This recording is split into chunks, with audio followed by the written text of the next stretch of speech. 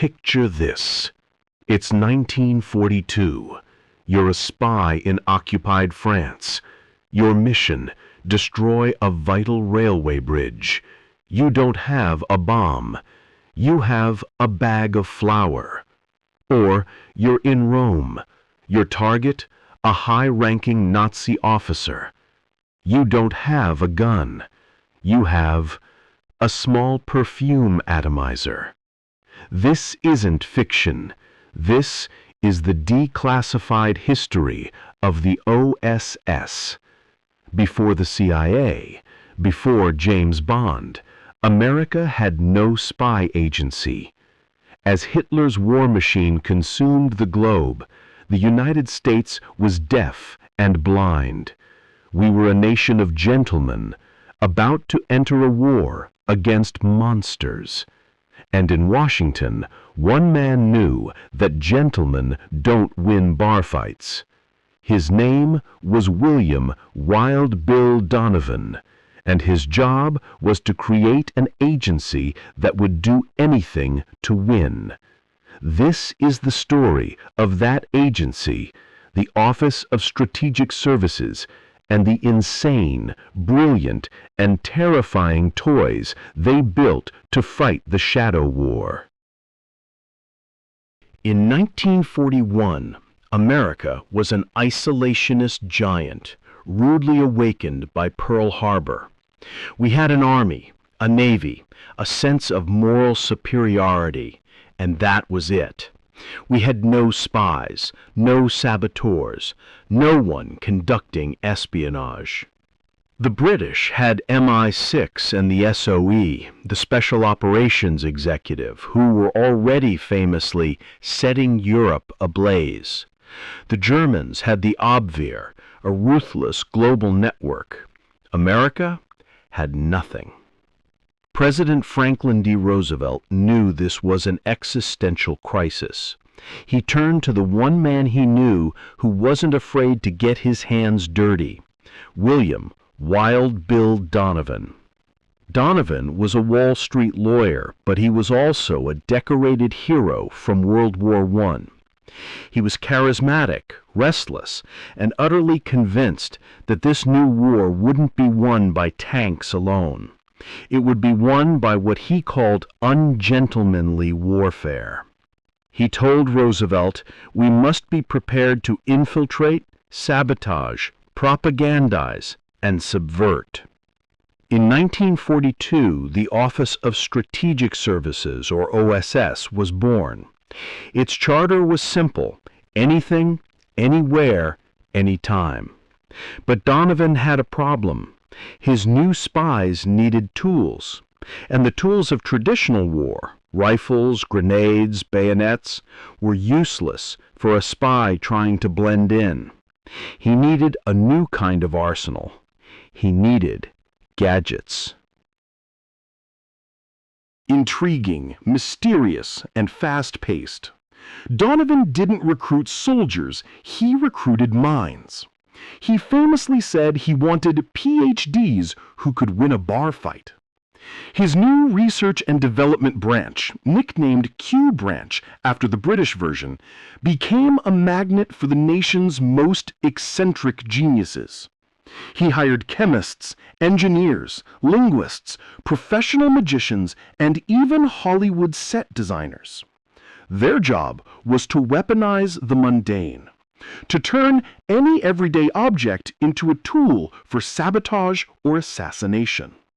And their creations were stranger than any movie. They created tiny, single-shot pistols hidden in coat buttons.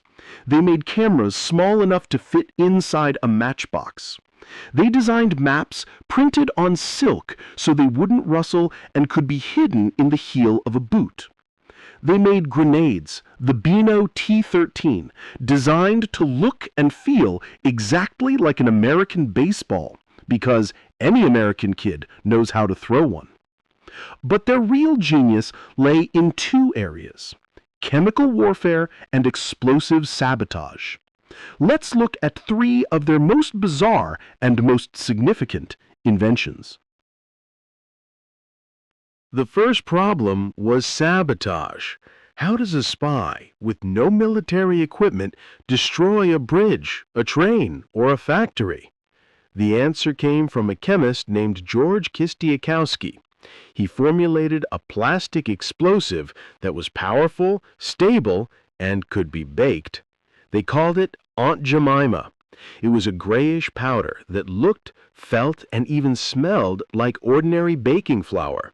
It was packaged in standard-looking flour bags and smuggled into enemy territory.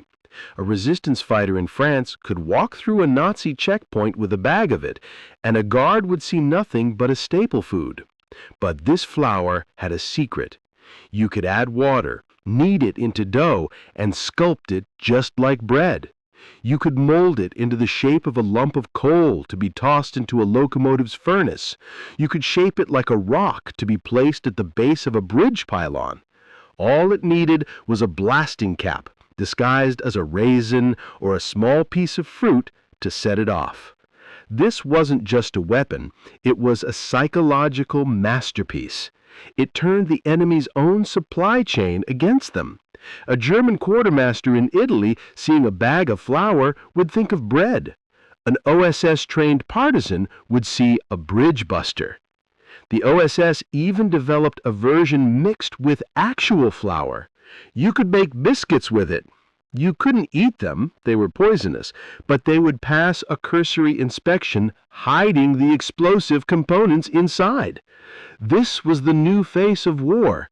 The most innocent object could be the most deadly. But Donovan didn't just want to blow things up. He wanted to subvert, to demoralize. He believed in attacking the mind of the enemy. This led to one of the strangest projects in military history, run by a chemist named Stanley Lovell. Lovell was tasked with creating a psychological weapon, something that wouldn't kill, but would humiliate. The result was codenamed Who Me. It was a small atomizer, easily hidden in a pocket, but it wasn't filled with perfume. It was filled with a liquid designed to smell exactly like, and apologies for this, fecal matter. A powerful, lingering, room-clearing stench. What was the mission? This was designed for resistance fighters, say in Rome or Paris. They would follow a high-ranking, immaculately uniformed Nazi or fascist officer into a crowded restaurant, a theater, or an opera. The agent would sneak up behind the officer and pfft, a quick spray. The officer would have no idea what had happened, but suddenly this symbol of fascist pride and order would smell overpoweringly disgusting. He would be mocked. His authority would evaporate. He would be reduced to a joke. The OSS manual described it as inflicting a social stigma.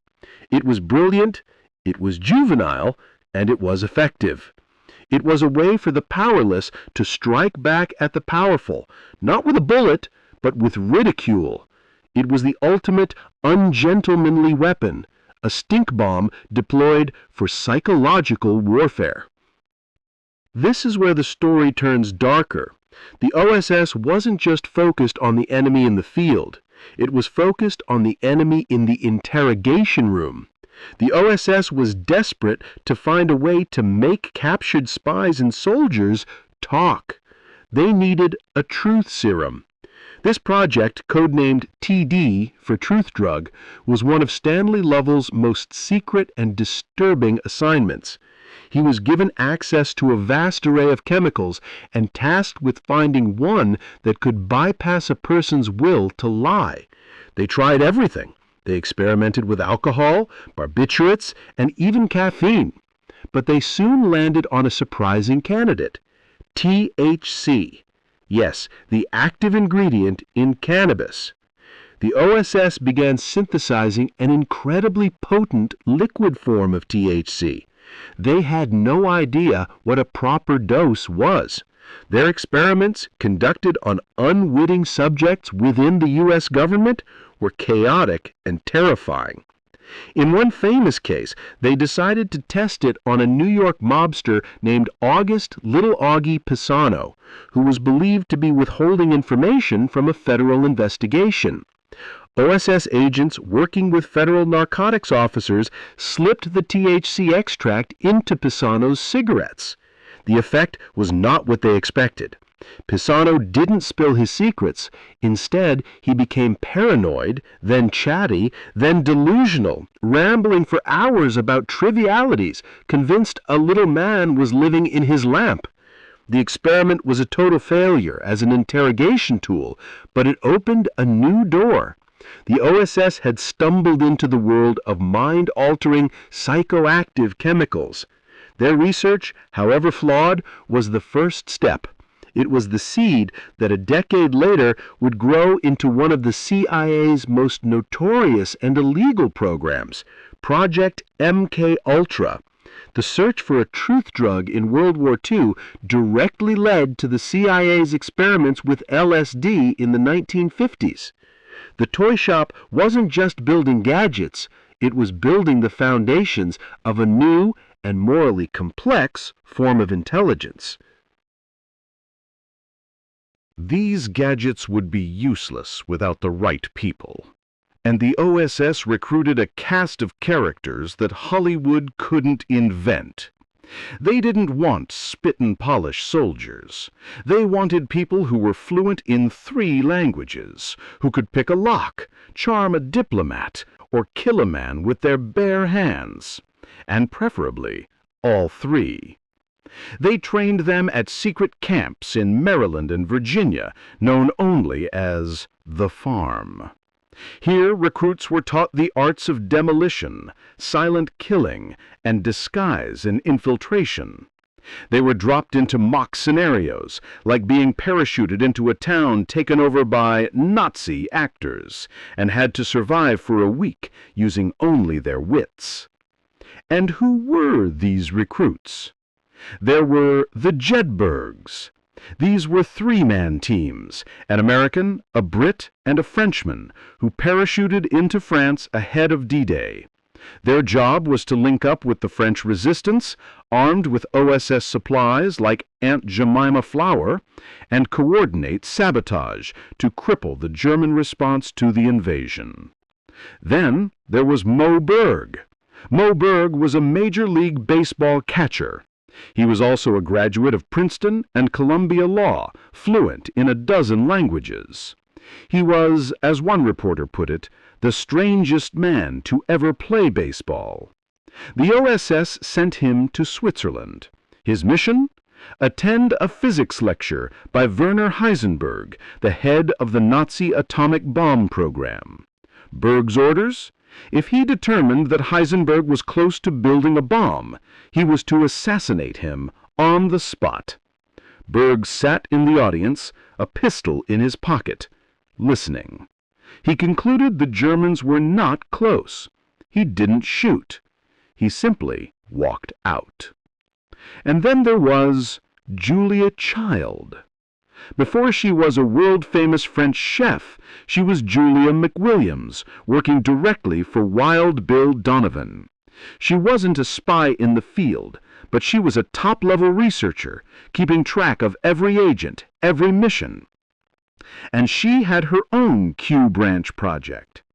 The OSS was developing underwater mines, but they had a problem. Sharks kept bumping into them, setting them off. Julia Child's team was tasked with finding a shark repellent. After testing hundreds of concoctions, they found one that worked, a mix of copper acetate and black dye. That formula, developed by the future chef, was used by the U.S. Navy for decades. Not everyone was a fan of Donovan's dirty tricks. J. Edgar Hoover, the powerful director of the FBI, despised Donovan. He saw the OSS as a rival, a bunch of amateurish dilettante academics playing at war. The regular military brass also looked down on the OSS, calling their methods ungentlemanly and even un-American. They were right about one thing. It was un-American before 1941. But Donovan had proven that this new kind of war was essential. When the war ended in 1945, President Harry Truman, who distrusted secretive agencies, abruptly signed an order dissolving the OSS. Donovan's experiment, it seemed, was over. But the world had changed. The war was over, but the Cold War was just beginning. Truman quickly realized his mistake. America was blind and deaf all over again, this time to the intentions of the Soviet Union. In 1947, he signed the National Security Act. This act created a new, permanent, civilian intelligence agency. It inherited the OSS's agents, its files, its methods, and its ungentlemanly mindset. He called it the Central Intelligence Agency. The legacy of the OSS is absolute. It was the forge that created the entire modern American intelligence community. The toys they built, the explosive flour, the humiliation spray, the flawed truth drugs were more than just gadgets. They were the first chapter in a new playbook. A playbook that taught America that to defeat an enemy that doesn't play by the rules, sometimes you have to write your own.